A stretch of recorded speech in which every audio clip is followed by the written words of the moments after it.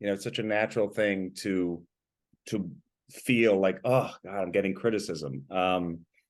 But I think it's also, like you said, your worst day in class is your best day. I mean, the whole point of the process of going to class, once you start going, I think, is that you realize that that's what it is. It's a process, and it's not about performance. And I mean, I remember that going back to the beginning in terms of, the work that you would do, and Jackie Knapp would do, with improv in class. And, coming from a comedy sort of, background, or even just my knowledge of improv.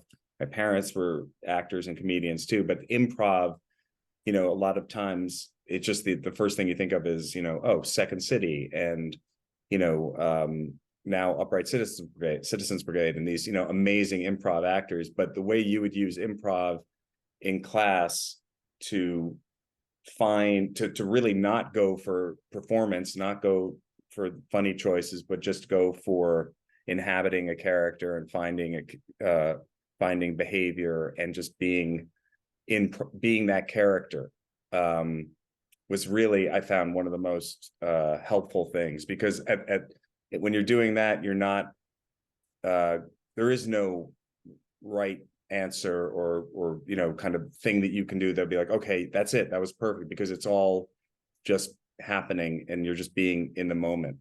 And that's the best thing, that you can get out of that process, is like to not go for being interesting, or not go for trying to be performative, which I think is an important part of learning how to just sort of be comfortable either on stage or on camera, which is, I think, one of the most challenging things.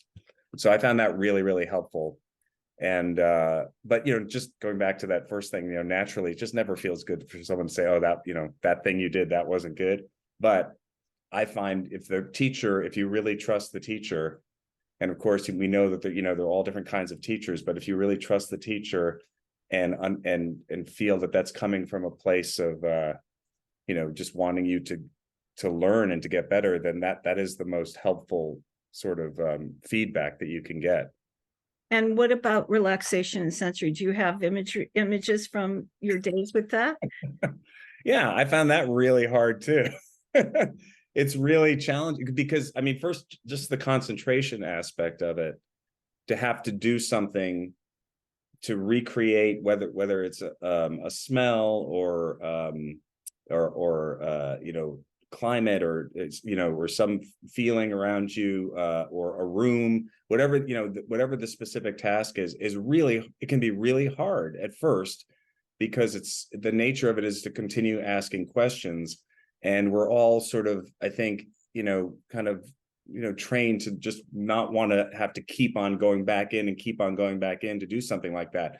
It can be exhausting, but when you really delve into it and start doing it, you all of a sudden you find that if the more specific you get, the more you're not thinking about how do I look, or I'm feeling uncomfortable here, or what do I look like, am I doing well or not, or whatever that the self-criticism is, because you're so focused on the questions and really trying to answer those questions. And then the things that you get, there's so many different layers of what you get back from the work, that kind of work, in terms of just having a place to go, which is something I remember you talking about, just, having a place to go when you start to feel uncomfortable in a scene, having different, sensory questions to go to that can just pull you back in. And then, of course, the actual emotional, reservoir that you can tap into with certain objects or places. I remember your I could just see your hand going up like this. Do you know what I'm talking about? There was one, yeah, I mean, there was like this. I know what that is. And it was a breakthrough. I saw it at that point. I had moved to a big 5,000 square foot loft for a while in New York. I was teaching and you were far away, and you were working on personal object. And I know what you'll share the story, but you told it was a breakthrough. I could see it from across the loft. I mean, it just flooded you. And for years, you would say, I'm using this personal Right. object in this project or that project. You talking about the judo trophy? It was your sister broken toy. Yeah, it was a. I didn't never knew what it was, but I knew. Can I tell you now, 40 Sure. years. Okay. Yeah, So yeah. 45 years later. it was I was an accomplished martial arts expert at 10 or 11 years old, and I got yellow belt in the judo competition in New Jersey, and I won second place in the yellow belt competition in Teaneck, New Jersey, and the only trophy I had ever won. And I got into a fight, and it was just like a little kind of, like judo person in a gi, with plastic fake gold plated thing with a marble base, probably that big. And I got into a fight with my sister once, and she broke it. She like threw it across the room. And so that, yeah, and Harry O'Reilly, always my friend who we were in class together, he reminds me of this too. But like, it tapped into so much, I think this visceral feeling that I had about my sister. By the way, I found that I still have it. I still have like the half broken trophy. I have it in my office. Oh yeah, no, that has, yeah. But it was really, that was really like a moment where it's like, okay, I saw how you could get something out of an object that you really would not have imagined, and I think that work is incredible. I mean, just the concentration, the putting the time into it, I think makes a huge difference. It's like going to the gym or something like that. It really is that kind of work. And you start to feel confident in your ability to have a process and have some sort of a, preparation and a process that, it's for such a strange thing as acting, where, there really are no rules about how to do it.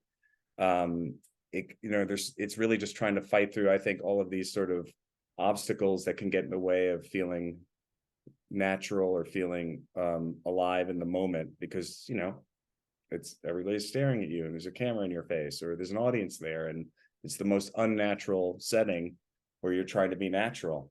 And it's important for important things to matter, to pull you away so that you can create privacy, because we can trip out on self-esteem issues and being watched and wanting to do a good job. But if things are important to you enough in your choices for that character, you go into a world and you kind of go, oh, wow, okay.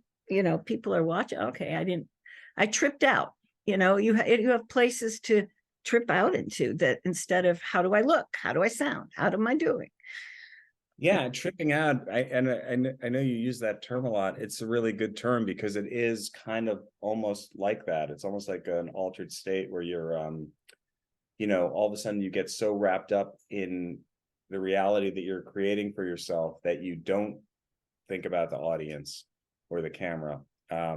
Now that's hard.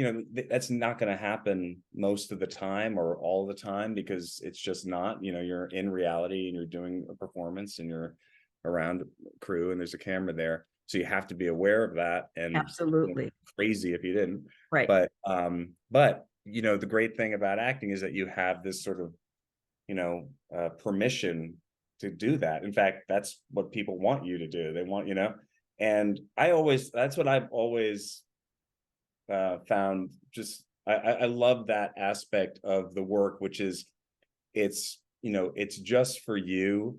And okay, I told you about my, the judo thing, but like really those things are private, that nobody ever has to know or will know, Right.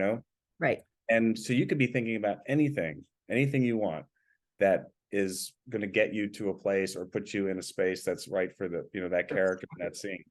And it's an amazing sort of, it's great to have that. It's a great feeling of confidence when you realize, oh, I can do really be thinking whatever works for me. And that's something it's very precious. And I think it gives you for me, it gave me a lot of confidence. And what about relaxation? Relaxation, I found, I mean, it's that necessary thing. It's like, I think it's like, stretching before you exercise. I mean, some of it is actual stretching, but it's also like, it's the sort of that ability to get your body into a place where it can sort of be, first of all, like, if you're nervous, just to literally be able to shake it out, to shake out those places, to acknowledge where you're feeling all this tension. And I mean, it's incredibly, it can be in class, it can be sort of, it can sometimes be hard to have to, again, go through these long relaxation exercises. But when you, oh, sorry, that's my phone. But when you actually are about to perform, or if you're going to go in front of a camera, it's all you want is to be able to have those tools to be able to actually, have some way to just sort of like get ready to go on stage and deal with this natural tension that's inside. So, in class, it's like, oh God, we have to go through, do this. But then when you're working, to have that as a pre-routine, just to get you to neutral, just to get you in touch and feeling in your body, feeling ready to go. And then whatever the next level that you want to go to prepare for what you need to do. So it's necessary work. But it's fun. I just remember laughing about it with my friends too, and just sometimes thinking it was kind of silly or kind of ridiculous or like, or boring. But it's basic work that really, once you get out into a professional working situation, you want to have that, because you're not going to be as relaxed as you are when you go to class that night to work on it. Right. And once you learn the relaxation in its purity, you can, you get muscle memory with it. You know how to release the squeeze or the scream, so that even when cameras roll, you don't have to do a half an hour relaxation. You know how to release sound or loosen up something that's clenched, quickly. Like you could even notice something while cameras rolling and feel that vein popping out of your neck and go, oh, what am I doing? And release it. You stop doing it. And I, as a jaw.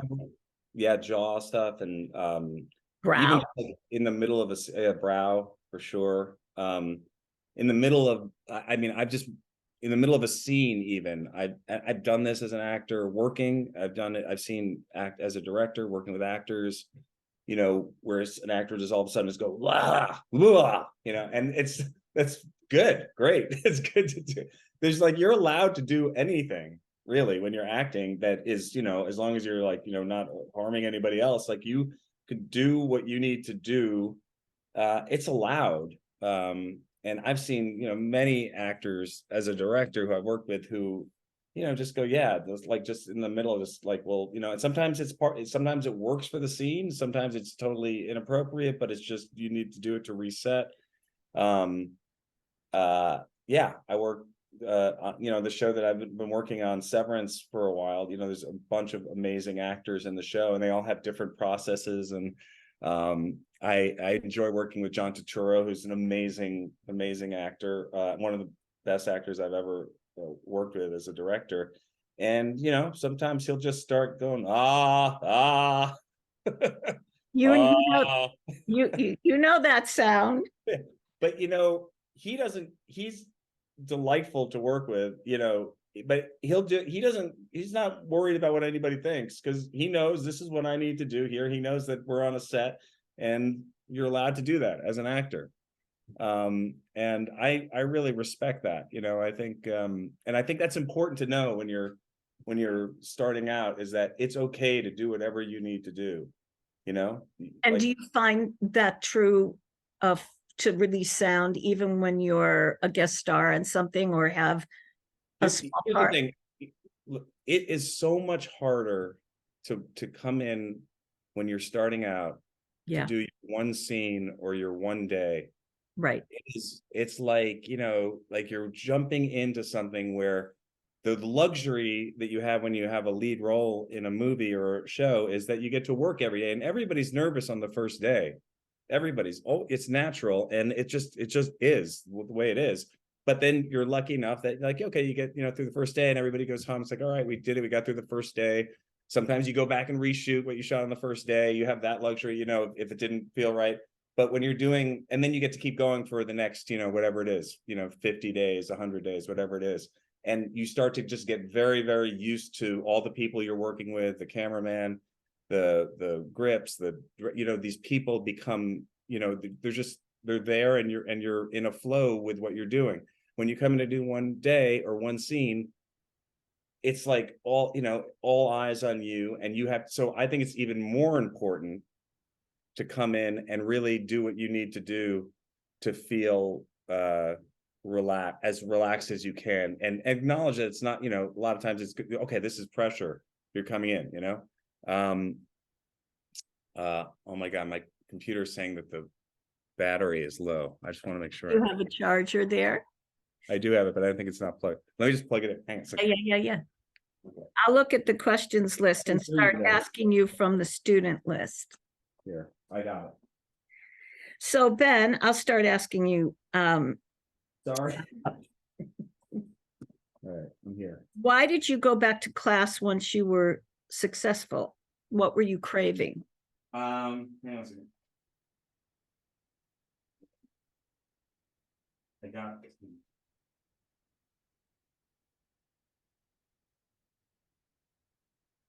Sorry, Sharon. Good thing you had the charger. I've done meetings where, oh shoot, I didn't know where my charger was. Yeah, I know. I just thought it was plugged in, but I want to make sure I don't lose power.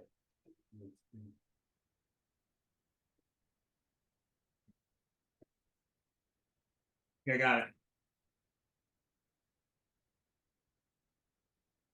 Sorry. No, it's. Wait, no, it's a plug in. I like real life. Yeah, this is very real. I like real. No, I think it's not. Okay. There's no hurry. Okay. We're all good. See all the little positives in the chat. Hi, you cute people, everybody. All right, good. Sorry. I think they like it. I think people like exciting. Okay. It's real, it's not fancy and foo-foo. Okay. Good. Oh my God. I'm so bad at doing like home Zoom stuff. You? Yeah, I'm not good at this. Okay. Okay. So, why did you? We're gonna get into your point of view of a director as well, but they wanted to know why did you go back to acting once you were really successful? To class, I mean, why did you go back to class once you made it? What were you craving? Yeah. Well, I don't think I ever felt like, I mean, look, here going to class, to me, I don't know, the couple of years, or feels like 2 or 3 years maybe, that I was, in class before I was really working. I felt like a real respect for, like, I felt kind of like I got excited, like coming into your class, going to observe at the Actors Studio. I got excited about being an actor and taking it seriously, and not even knowing, because like at that point I was like, yeah, I want to do comedy or what, make, like you're saying, like do different things. But what I got from your class was this real respect for the craft of acting, and taking it seriously in a way where you really committed your artistic life to it. And that for me was really inspiring. And it was like, okay, this isn't like just I'm going to go to class and take some classes and then get some work and then go off and do my thing. It was like, this is a commitment to learning and growing and being as good an actor as I can be, that's going to go on and on for hopefully my whole life. And so it wasn't like what happens, it's almost like when you start working, it pulls you away from class. And I felt like it's almost like you want to get back to the purity of being in class, because it's not about anything other than trying to get better at what you do, and that creative excitement that comes from work that is not there's no reward for it other than you start to feel that you're growing as an actor and working with other people in the class. So for me, it was just wanting to get back to like that environment, because it's exciting when you're starting to work for real, but then you're dealing with all these different issues, which are, are not necessarily about the work being the best it can be sometimes, So that's what I found was like to be able to go back to class and work on something, especially if there was like a role or something that I was trying to work on, because you also don't really have anybody when you're out in the world telling you how to approach it. You're on your own. So I think, I felt very fortunate that there was a sort of a support system there, I think, And I remember that you said, I miss the relaxation and sensory work. And well, here's the thing. Yeah. I mean, nobody's out there when you're out working telling you, okay, your call recreate a time, place. your call time 7:15 for relaxation, and then you're going to makeup at 7:45, or it's like you're on your own. And so, and we're all like self-disciplined, but it's also like easy to get out of that when you start to work. And also you do start to feel more relaxed once you're there, working regularly. And you kind of fool yourself into like, hey, I got this. And of course, that's when you're not growing is when you think that you got it, or that, and so just that process of going back to like going, hey, let's just get back to the basics here, and get away from a result-oriented, situation, I think is really, really helpful. And I think what Mickey said might tie into this, which is what I think I hear you saying is, in a way, you had learned that being messy and clunky and making mistakes is probably something you needed a gymnasium to do. Whereas in your job, you have to show up and you got to pull it off. You got to try to achieve something a little bit more, predictable. But to go into a messy, vulnerable situation where, yeah, I could suck at this, I'm going to take that chance, because why not? It's a class. Well, it's almost like then it's the only place that you have an opportunity to do that, really, without consequences. Exactly. You can't go take a role and go like, I'm just going to try this and just be bad. And most people are like, well, we actually want you to be good. Yeah. Right.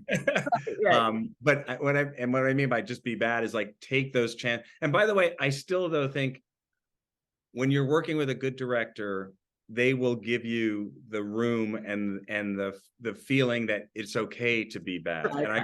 And I don't want to, right.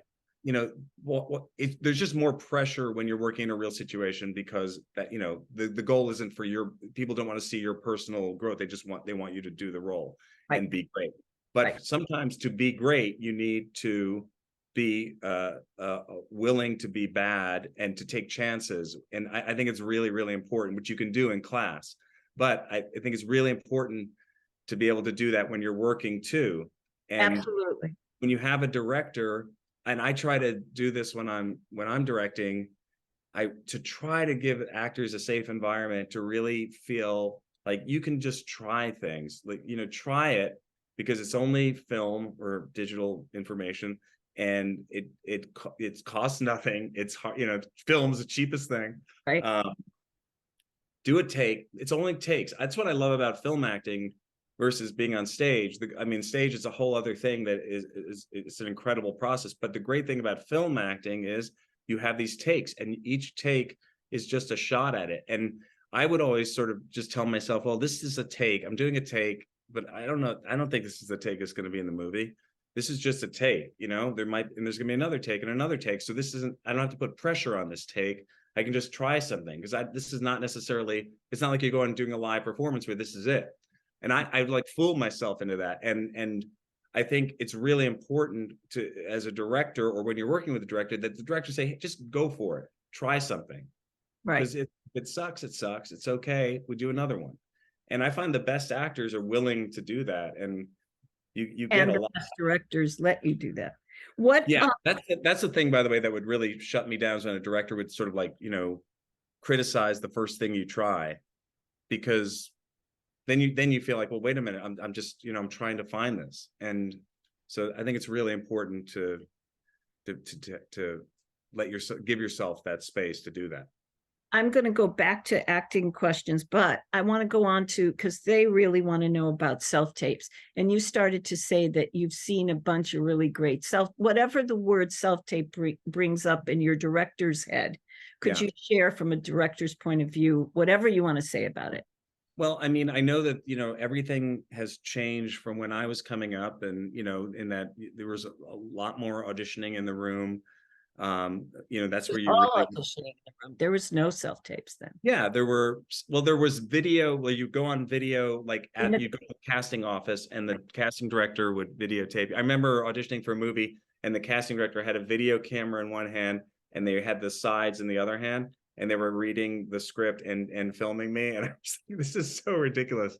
But that's what so you had to figure that out. But now, really post COVID, it's gone almost completely self-tape, which I'm amazed at when I see what actors do on self-tapes as a director, when I look at auditions, and how inventive they are and how much life they can bring to them.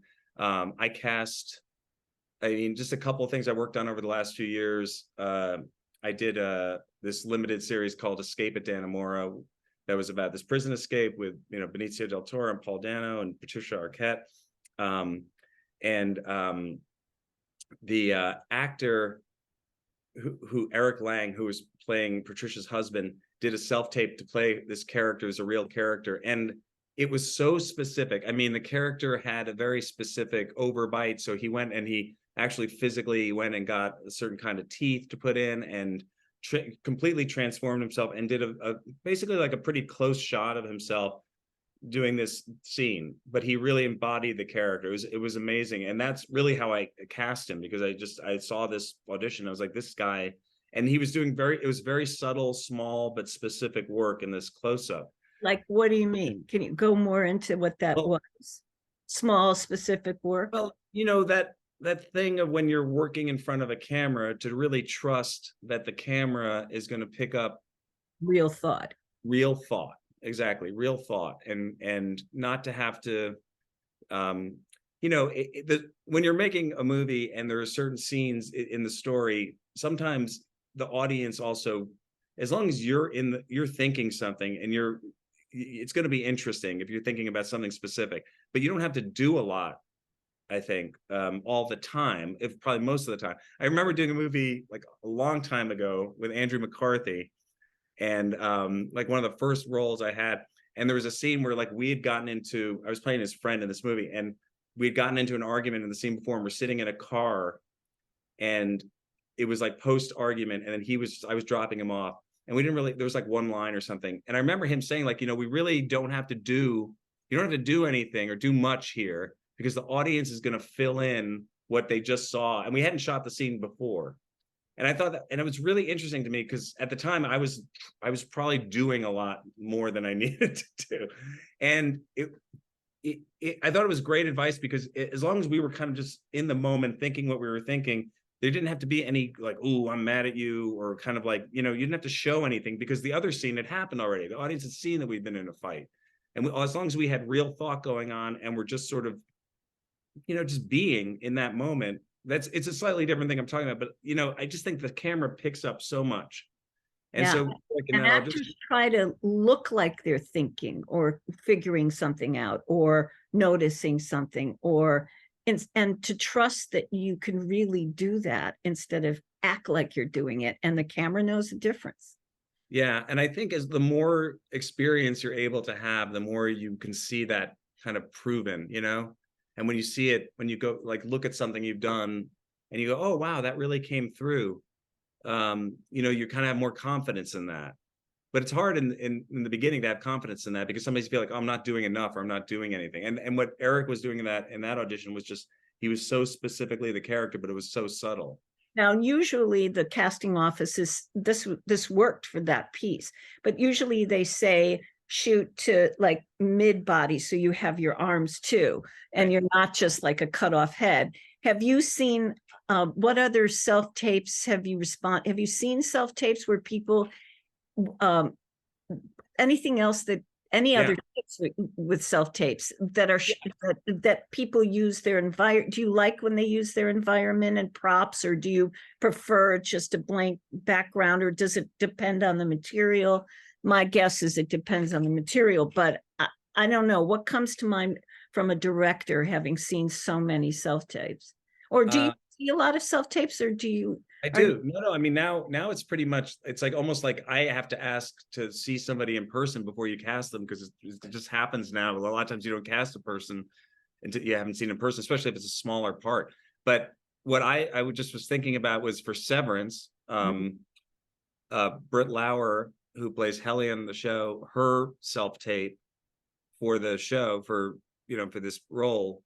I'd never seen her work before, but the first scene in the show is she's waking up on this table and she doesn't know where she is. And it's a kind of a long scene. It goes on for like maybe like 5 pages. And she did this self-tape where she was in her bathroom, and I think she had her partner film it for her, and she was on the floor of her bathroom. And so it started out pretty wide. It was all one shot, but it started out pretty wide. So I saw her laying down on her side, and then she got up and she kind of figured out a way to do it where it kind of went from this like medium shot to then to her getting closer to the camera and talking. And so she was able to, like, this physicality to me was amazing, because it was really like I saw how comfortable she was in her body and how she just seemed to understand what the scene was about, because it was about a person who's like, has been, unconscious for a long time. So that to me was one of the best self-tapes I'd ever seen. And the way that she was able to then end it where she got into a close-up. So, it's kind of like you have to do a little bit of directing of yourself, I think, and be willing to, kind of take some chances with it. But also, at the end of the day, you don't want to be doing too much that it becomes something where you're just doing it for no reason. But if it's, motivated, I think, we were talking before we went on the air here about physicality and in Zooms and, teaching acting, because I remember in your classes that work on physicality is such a big thing. And I think if you can find a way to show that in a self-tape, it's it really can stand out. And even physicality can be subtle stuff like someone not blinking. I mean, there are so many actors that they do a whole scene like this and they never blink. That's physicality instead of I'm acting, so I'm. Well, it also shows in like kind of an understanding of the camera, and sort of understanding how powerful it is to be in a close-up, and how how much can really be communicated just by being close and trusting that real thought, for sure. Real thought. Oh my goodness. Okay.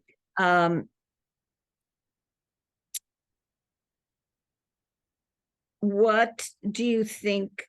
Did you have some more daring moments in your career that come up? I mean, I think of Permanent Midnight and all the work you did. I mean, to me, that performance was amazing. The level of drugs and jonesing, and oh my God, you loaded up on sensory work on that. But for you, like, are there certain performances that you feel were more daring than others in your career, stage or yeah.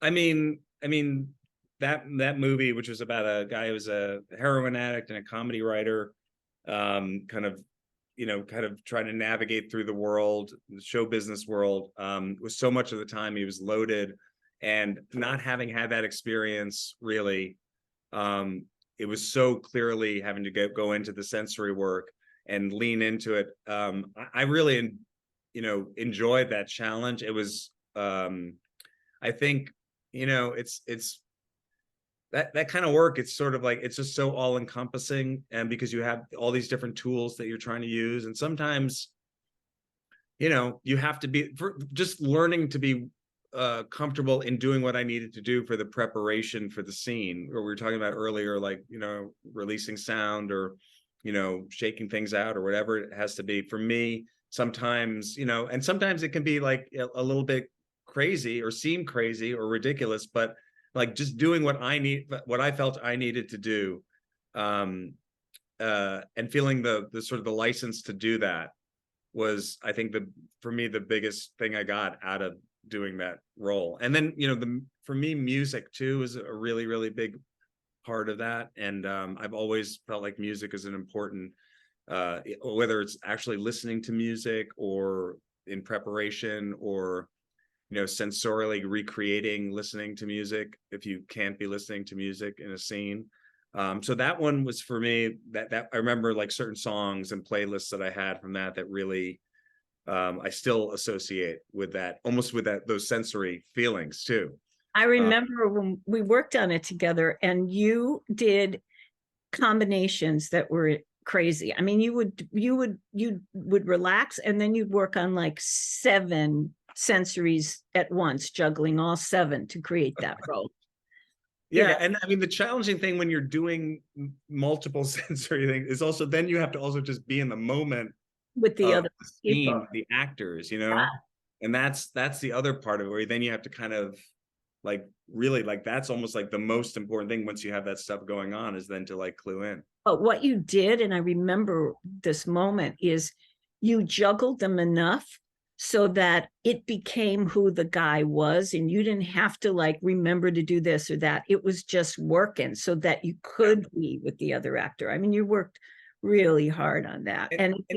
Yeah. And I remember there was like a lot of playfulness. I remember you talking about playfulness and, kind of the willingness to, just whatever it was to, because, this character, if he was, like really high, was like, having these experiences that were like enjoyable and funny, or making himself laugh, or laughing at something that nobody else in the room was getting. Right. And, feeling like, okay, I'm going to create like a little, I just remember talking to you about something like creating like a little guy who I'm going to talk to. Who's like on the shoulder of the actor, and like just ridiculous fun stuff like that. Again, which nobody knew when I was working on it, and the other actors didn't know. Nobody had to know. The director didn't know. It was just my own, personal, like sort of, all this like kind of, ammunition that I had there to like be able to pull from. And it's like, it's great because then if you have enough things, then you never have to feel like, oh, what am I going to do? Because you always can have something specific to go to in that moment where you're like, I don't know, okay, what's happening now? It's like, okay, I'm going to talk to the little guy, or I'm going to like start to, feel where, how's my equilibrium, or, whatever it is. So, yeah. No, you go. No, I'm just saying it's great to have a role like that where you can have the opportunity to work on all those different things, Yeah. I want to talk about Reality Bites, because I remember we had VHSs then, and you showed me because we were working on that one, and you said, I want you to see the auditions for the Janeane Garofalo role. Well, she wasn't cast yet for that role. And the humility of your cast, that when I think about it, the entire cast was there improvising with these different actresses that would come in and to complete the ensemble. And they were so generous, your group of actors, and the setup that you created for that time when you directed Reality Bites, for a director to take the time in auditions to gather his humble cast and say, would you mind improvising until we find the right person for this role? And that you set up those improvs, and to see the different people come in and see how those young actors in that cast were not afraid. They were just there being together, living the story with each other, improvising with different people coming in. There wasn't a me going on at all in that experience. Yeah. It was beautiful. Do you remember? Yeah. I remember, no, it just made me think, I remember in rehearsals too, once we started, because I coming out of working in class, I remember we did a bunch of improvs because there was a bunch of friends, and we wanted to create these relationships. I remember we had a room at I think it was like some restaurant or some hotel in the Valley, that was like the Sheridan or something. We got like a little ballroom and we just taped out the sets and just improv'd as the group. I was sometimes not in the improvs because they were more the friends and I was the outsider. But just to create, it's based on stuff we've done in class, just to create relationships and to have, a little bit of shared history. And I think that kind of work, it can be a little awkward sometimes because not every actor necessarily is coming from where you're coming from with it. Right. But amazing stuff can come out of that, and I mean, like, it's all like kind of like the work. Then when you got to the set, it was like, okay, we've done that, and it's just there, that experience is there. But I mean, like all this work, like to me, like it always makes me think also about how important it is when you do all this work to be open also. Just be open once you get into the moment of working with whatever actor you're working with, and just reacting to what they're giving you. I think that's so important. If you just do a bunch of sensory work and you're in your own caca land and there's no boing boing going on. Because then it's like, right. It's not even a story anymore. It's just Yeah. I think it's like if you're a basketball player and you train and you do drills and you practice your shot and you do all that work, but then you get into the game and then you just have to be in the moment and in the situation and letting all that stuff just be there for you. I mean, go ahead. No, I have so many questions, but I like what you're saying. So you go. No, I was just going to say there's like another moment, talking about like different, experiences acting. When I got to act with Robert De Niro in Meet the Parents, which was, De Niro, Pacino, these guys, right, are my heroes. And so I was incredibly nervous to work with him. Luckily, the situation in that movie was that I was supposed to be nervous around this guy, so I could take a lot of the real energy that was there. But a memory I'll always have is we were doing the first scene together, and I wanted to be, seem like I was a serious I wanted him to, I didn't want him to think I was good and not like some, just some guy that didn't, like that I had a process or whatever. And so the scene where we're meeting for the first time was the first scene we shot together. I'm at his doorstep, and I said, hey, nice to meet you, whatever. And I looked up at the house. We were like in the doorway of the house, and I looked up at the house, and he looked at me and he went, and he like looked behind. What am I? And I cracked up in his face. I just started laughing because I couldn't like, he was so sensitive to what I was doing that wasn't in the script. He just like went off of me looking at what I was like looking at, and his, what are you looking at? It made me laugh because I was so nervous, and also like, oh my God, like Robert De Niro is like the most sensitive, in touch actor who's just like playing off of the littlest thing that I was giving him. And then I cracked up in his face, which was the last thing in the world I wanted to do. I remember hearing stories of Deer Hunter, the actors talking about John Savage and Chris Walken, and they were talking about the Russian roulette scene of Deer Hunter. And De Niro is very quiet in that scene, but they all talk about what he gave them across that table, that it blew their minds. I mean, I recommend that movie for any person who's interested in acting. And I think that there's a scene Chris Walken has when he's in the hospital, after he's been through everything. There's dialogue in it. It's like one of the best acting scenes I've ever seen, where he's just know what he's been through. By the way, he's on Severance. Chris Walken. Our relationship, I can't tell you, to John and Chris's relationship in Severance, to me, is one of the most beautiful. They're amazing together. And my gosh, the thing I learned watching them work together, there is such a sense of playfulness between them, and I think at this, like watching Chris how do what he does, for him, he finds these moments sometimes it's in the language, but it's so much in what he's getting from the other actor. But he loves, there's just such a sense of like, let's just like, there's joy in what he does. And of course, he's like one of the most intense, serious actors there is too. But I find he comes from a place of just loving to be in the moment and seeing what happens. And I remember around the Deer Hunter years, I think, being at the studio in New York, and he would show up to the actor studio to work on something. I remember he'd walk up there at a session and bring some material in, and he's another one that cared about the work. What preparing for, is it different for film, TV, and theater? And I know you and I, when we first met, one of the early things was House of Blue Leaves on Broadway, and you were nervous because you knew John Guare from your parents, and you wanted to audition for this part, and which you did get, and were wonderful in.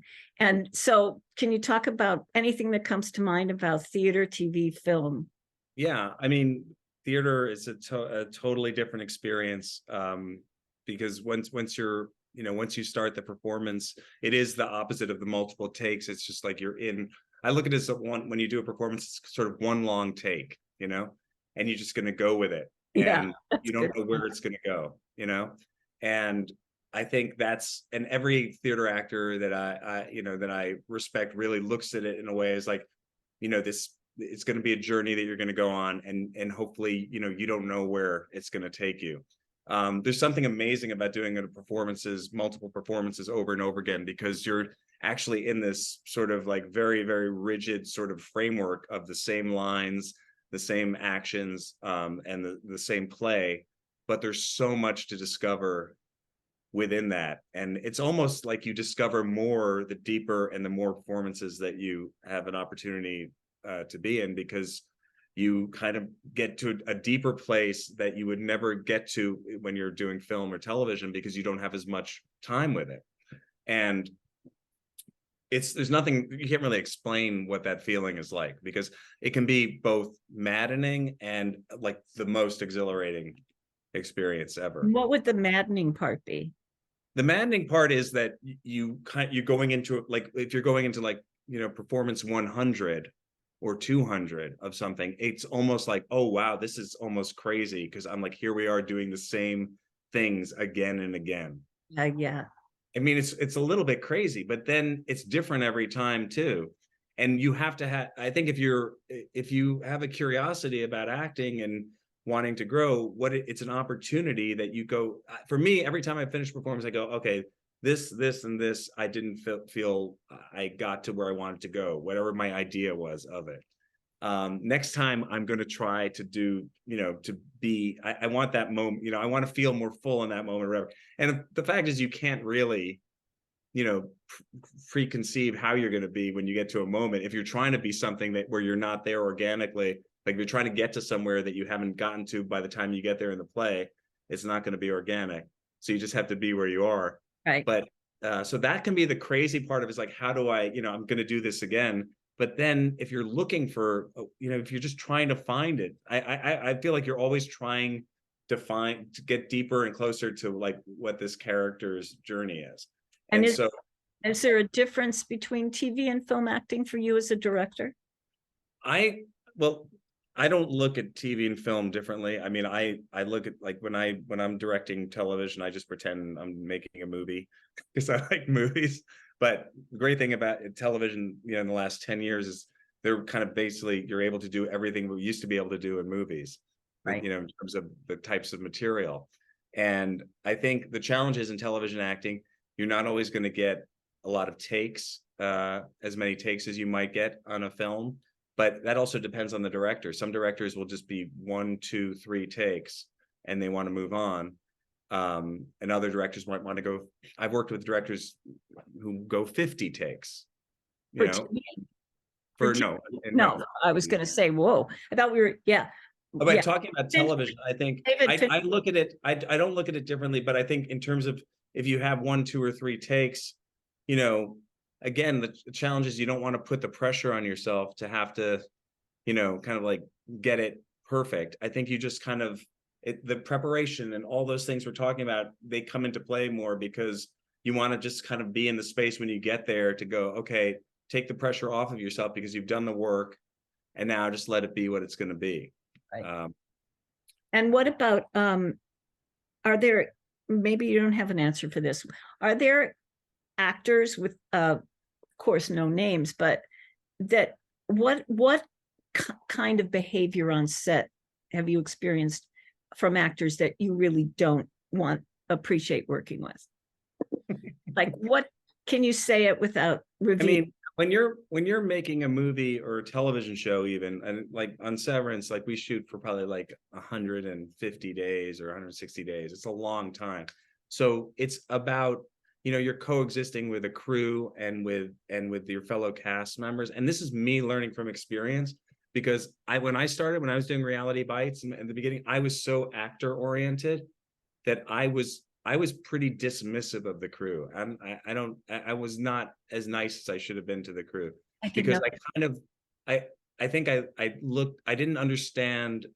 I thought that they didn't get what the actors were doing. And as I got more experience, I hopefully got a little bit more humility and realized, like, oh wait, no, these people have very very tough jobs, because they're, as craftsmen, they have to create these environments, and the camera focus puller has to get nobody even knows a focus puller exists. The cameras don't automatically focus. There's a guy who has a knob who literally has to keep you as an actor in focus, and that means if you lean in for a scene, he's got to turn that knob, and if you lean in and you're not in focus, that's not going to be in the movie, because they can't use it. So the more that you have an awareness of how hard the crew works, and how and can connect with them as human beings, and again, saying this from experience, living and learning, these people can give you.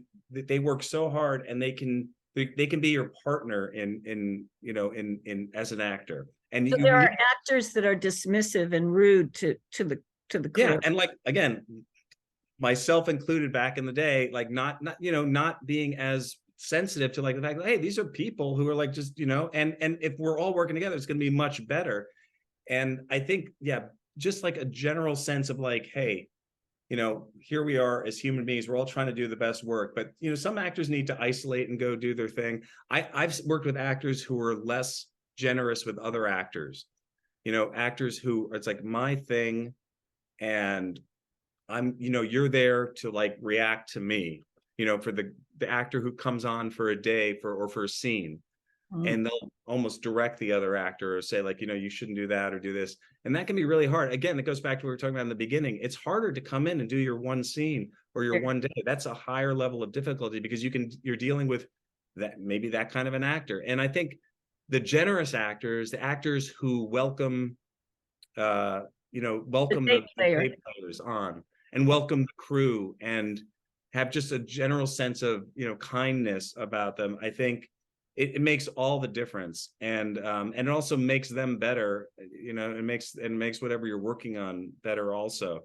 And doing a long-term show, like so working with Adam Scott on our show, who's just the lead actor, is incredible, because he's there almost every day, and he's dealing with a lot of just a lot of work. It's just like long hours, and he has, and to be ready to do your scene when you do your emotional scene, when the crew is ready to do it, and it's 10 o'clock at night, and you've been there since 8 o'clock in the morning.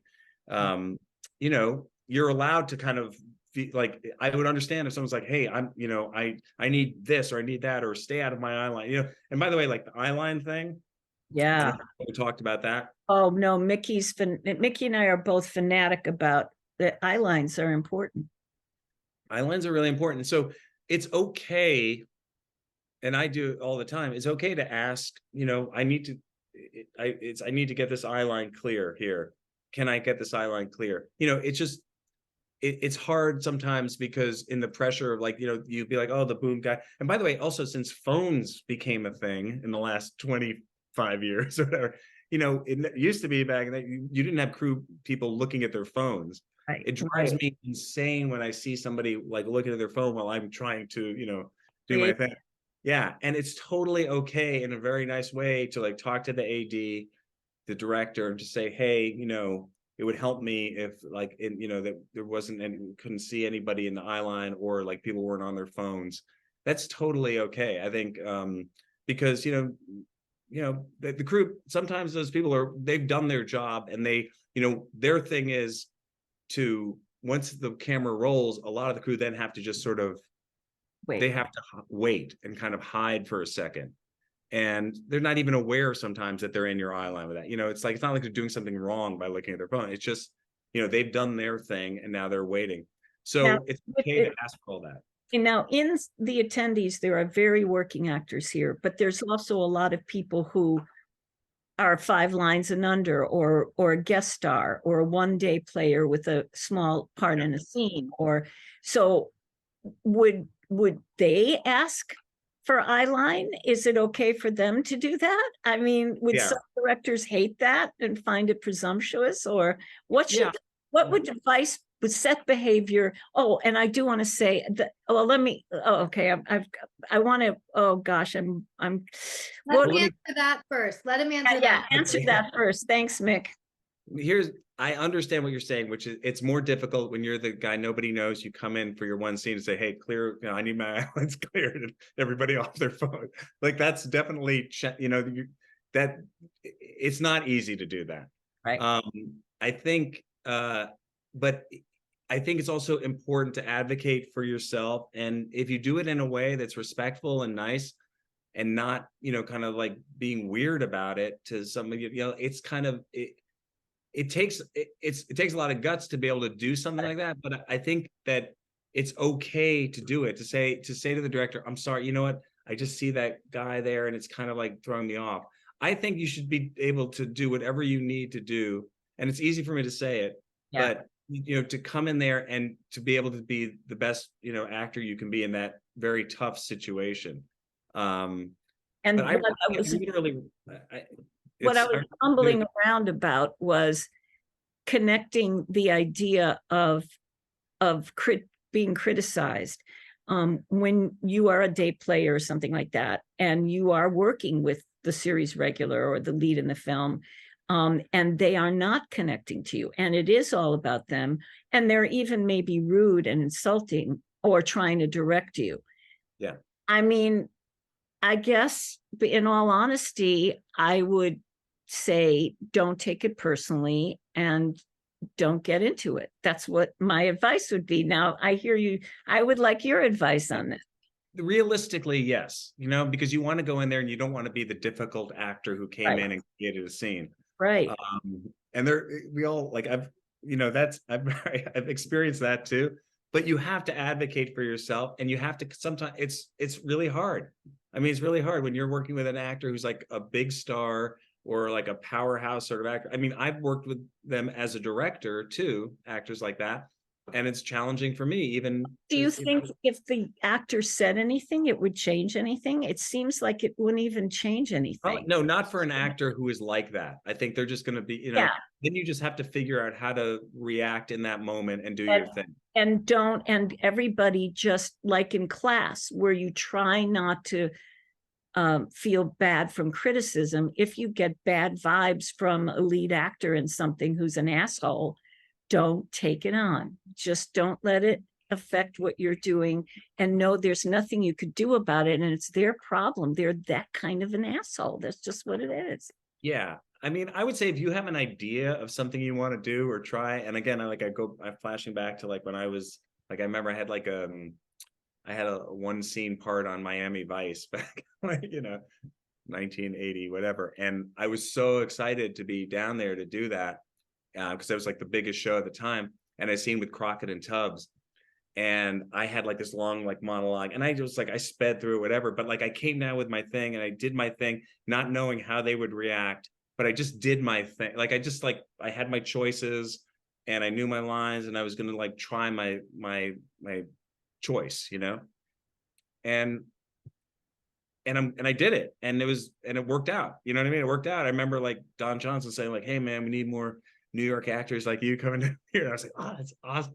But it was because I knew I had to just sort of take the chance, go for my thing. And if the director doesn't like it or whatever, but it's again, it's like, it's, not easy to do that, but it takes a lot of chutzpah or whatever, Yeah. And let's talk about a subject dear to Mickey and my hearts, which is, please know your lines backwards and forwards before. What do you have to say? How frustrating? What is that like for you as a director working with someone that doesn't know their dialogue? I feel like learning your lines it's sort of like it's just like a given that you just have to know your line. I mean, because otherwise what you're doing is trying to remember your lines. And I just don't want to be trying to remember my lines. I want the lines to be so in me that then, it is like the old Chris Walken thing. I don't even know if it's true, but like, I once read that Chris Walken like took out the punctuation out of it, he just, A lot of every people great do that. actor, every great actor I've ever worked with, and Chris, by the way, too, who's, I think he's, 79 or 80, he comes in backwards and forwards, knows his lines. Like I mean, like to the point where I'm blown away at how prepared he is. And I know, and I know that he takes it really seriously because he wants to make sure he has the scripts in advance. Because I think the reason he does that is because he knows for his process that he has to know the line so that he can then be free to do what he wants to do. And I know that for myself. Now I wouldn't say for every actor, maybe some actors don't. No, you can't. No. It's a given. You can't be thinking of your dialogue. And also just for like the production, if you're doing a scene as a director, when you have to stop because an actor doesn't know their lines, it can, when it slows things down, it's, because you have so much you have to shoot in one day, and it's the only reason is because the actor can't remember their lines. It can really, can drive everybody crazy too. But I just think more importantly, just as an actor, to not have to be worrying about that so that you can be doing all this other work that we're talking about, And because it's time, we should probably stop, as much as we could keep going and ask you a million questions, but just taking a deep breath and thinking about talking to 500 actors who. By the way, I just saw a comment saying that please know how to hit your mark too. Please know how to hit your mark, which is important to, I mean, those technical things when you're acting, like it's the same thing with a focus puller, if you're like doing an amazing moment, but you're not on your mark, or you're like looking over here and the camera's over here, it's never going to be caught on film. And those technical things are very, very important too. Yeah, I'm sure there's so many juicy things from this, but what do you have, like, thinking about being with 500 actors that need some advice, like what are your parting thoughts for them? First of all, what you do is so important to be an actor, to tell stories, to allow people to feel, to feel something. I think, when we watch movies and plays and we see art, it allows us to open up in ways. I go to the theater, I go to a movie, and I'll start crying, when in life, I can't do that sometimes, because it allows you to connect with the human experience. So what we do is so important. And I saw a great thing that Ethan Hawke made on Instagram recently, talking about how art is essential. It's essential because you'll be at a moment in your life when you really, really need to feel, to connect with, with what's going on in your life, and seeing something or hearing a song or seeing a performance will allow you to feel connected to everybody else. And sometimes when you're feeling very lonely in life, and all of a sudden you can feel connected to to being a person and this experience of life that we're going through. So it's so important. And people don't value it really because they don't understand, I think, these days what that really means, what the process is, what process of studying acting is, because it has become a culture where, it's sort of like instant everything. But I'm so grateful for the experience we had together, because it gave me a lifelong basis and for a process of, to approach the work, but also the inspiration, like I said earlier, to really take myself seriously as an artist or as an actor. And that's a good thing, to take yourself seriously, not to be self-important, but to really value how important this work is, and how challenging it is, but to really go for it, because it really means something. And when you can connect with people, it can change someone's life. And So I just say, keep going, keep doing what you're doing, keep studying, take chances, those auditions, take chances. And when you get to work and you do that one scene, just come in with your choice and just go for it, go for it, and be open to all of the stuff that can happen, the pain, the rejection, and the great stuff that can happen, because that's what it's about, is about being open, and just keep doing it. Thank you so much. Thank you. Love you, Sharon. You're a great teacher. You're a great inspiration to me. We only enjoy teaching because somebody like you cares. Otherwise, thank you so much. Thanks, everybody. And passing it on to other people. That's what's so beautiful. Thank you. I'm ending this, everybody. Mwah.